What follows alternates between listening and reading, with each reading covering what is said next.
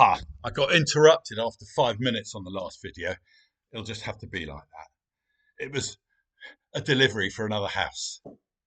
There it is. I was talking about protection. And some people can make a big deal of that.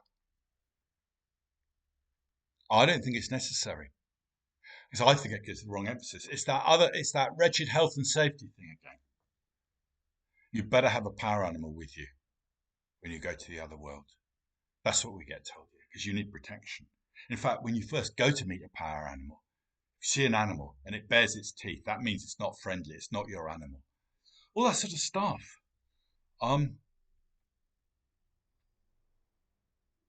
We can trust the other world. If if you're doing this sort of work and you're being introduced to it by someone that you don't trust, yeah, well then there might be trouble. But if that person is sound, there won't be trouble. You'll be fine. Yeah. Our problem is we don't even think there's another world. And then if we do, we need to learn to trust it.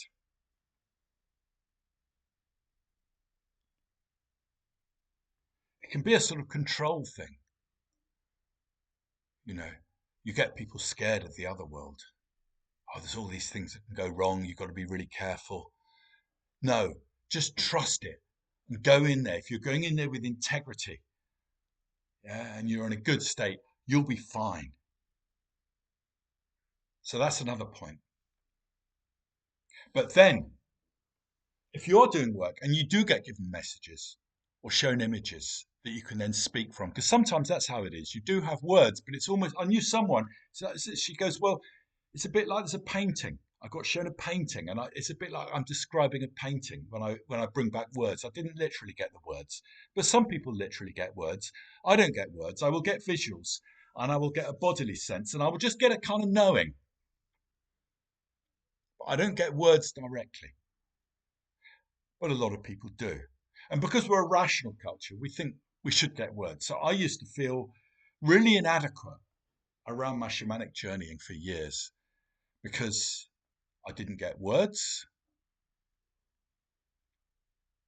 I didn't get stories around any soul retrievals I might have done. I wasn't even necessarily sometimes sure, well, what paranormal is there or how real it is. All that sort of stuff, all that self doubt you can go into in this world.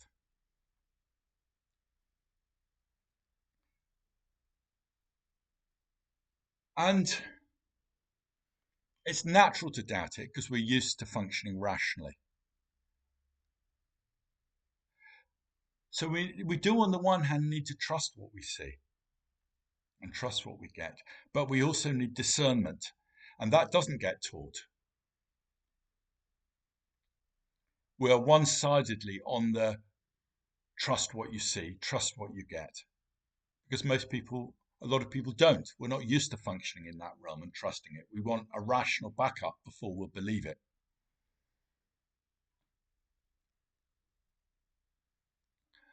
But I know people, they can get stuff from the spirit world, and sometimes it's really good.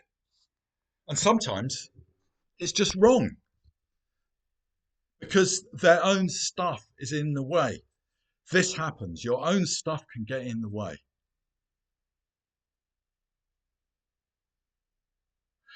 Or you might want to please the person, or you might want a result. I knew someone who could do really good work for me sometimes. Brilliant, really good stuff, really accurate. Hadn't known anything like it, and really practical and grounded. It wasn't stuff to do with, oh, in past life you were Cleopatra. It was grounded and it was real. But then other times it was just wrong because this person there were issues around us, to put it mildly, and the stuff they got was just wrong. And you get that it's the same territory. We're talking intuitively here, functioning with what's called the intuition. And the intuition, the fire element, what the spirits tell you. Yeah? In a way, that's a better way of putting it than intuition, because intuition makes it just yours and it's coming from this bigger place. But it's the fire element, it's part of a wheel. It needs to be in balance, in other words. You can't have any element just on its own. It particularly needs its opposite, but it also needs the other two to make a whole. So you don't just trust what you get from the spirit world. You need to substantiate it. Or at least you need to surround it with inverted commas. You go, look, this is what I've got, but it could mean this or it could mean that. I'm not entirely sure. Let's talk about it in 3 weeks, because sometimes these things take time to unfold. Sometimes I'll get stuff, and then a day or two later, suddenly pieces will go into place, and I'll have something more to say to that person. So these things take time.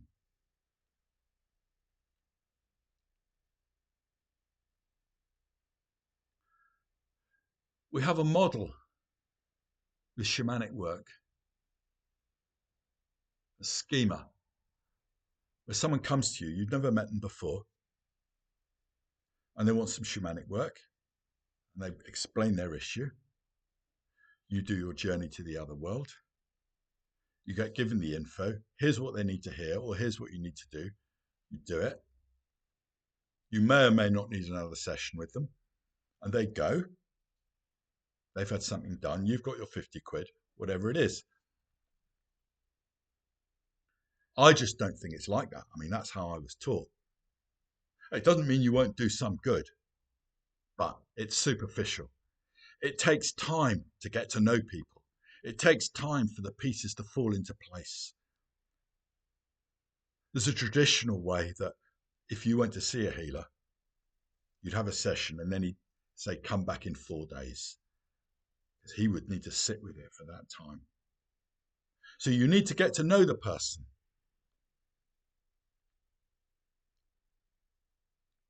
And that takes time. In a traditional setting, you might well need to get to know their family as well, because it's a community thing. And yet at the same time, there's a spirit work where the knowledge from this world can get in the way. I mean, when I do astrology readings, I say to people at the beginning, don't tell me anything about yourself at this point. I'll just do the reading. The less I know, the better. So that's what I do. And in a way, it frees me to say stuff that I might not otherwise have said. It just comes to me. It comes through me. And it also shows them that I can know things about them that I couldn't have known. And that connects them. That enchants them. It's not me that knows them. It's the universe. In a way, if you like, it's the universe speaking through me. And that enchants them. That brings magic. So there is a place for the raw intuition. But there is also and that's the fire, but there is also a place for the earth. We need both. And we need a discernment of the north. And we need the emotional connection, the empathy of the south. We need all these things if we're doing healing work. And we need to be in balance ourselves. We need all 4 of them up and running. So you can see why it takes a lot to be a healer. I mean, it doesn't mean you might not do a bit of it when you're young. I often rail against doing stuff too young, and I stay with that. But we can still do some work, but the full caboodle, where you have wisdom of your own, that takes a lot longer. So don't